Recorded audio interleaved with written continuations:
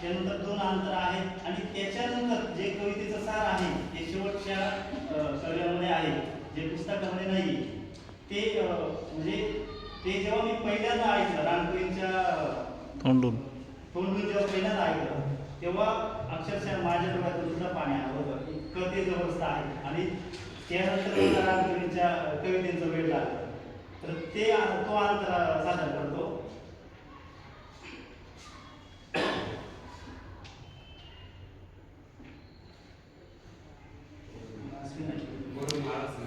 नाही नाही नाही